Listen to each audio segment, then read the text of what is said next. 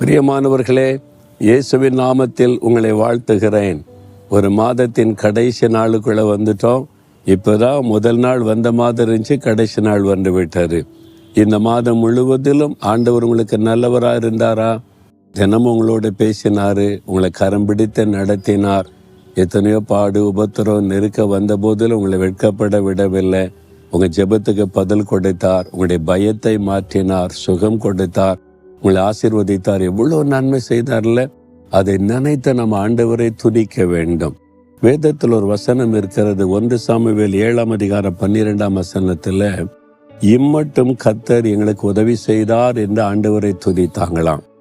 அதற்கு பெயர் எபினேசர். எபினேசர்னா இம்மட்டும் கர்த்தர் உதவி செய்தார். கடந்த மாதம் முழுவதிலும் இந்த மாதம் முழுவதிலும் கர்த்தர் உங்களுக்கு உதவி செய்தார்ல. அதை நினைத்து நம்ம ஆண்டவரை துதிக்கணும். இம்மட்டும் உதவி செய்த தேவனுக்கு ஸ்தோத்திரம் அப்படின்னு ஆண்டவரை துதிக்கணும்.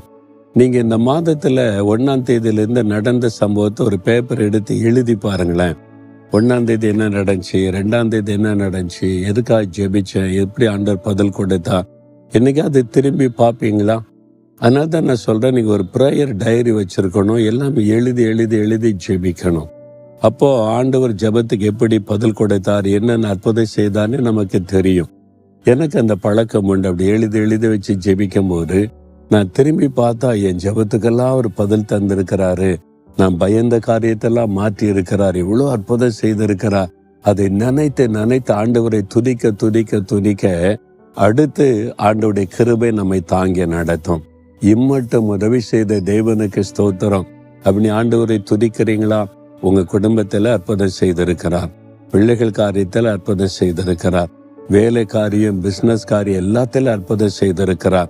நீங்க பயந்த காரியத்துல உங்களுக்கு ஜெயம் கொடுத்திருக்கிறார்.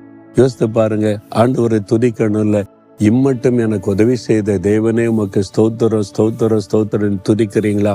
நீங்க நன்றி உள்ளவர்களா துதிக்க துதிக்க வருகிற நாட்கள்ல இதிலும் பெரிய காரியத்தை கர்த்தர் செய்வார்.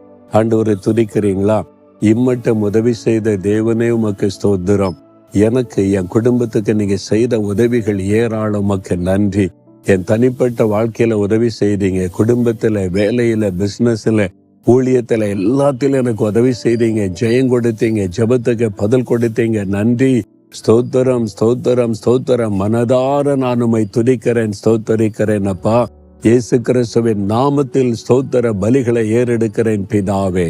ஆமேன்.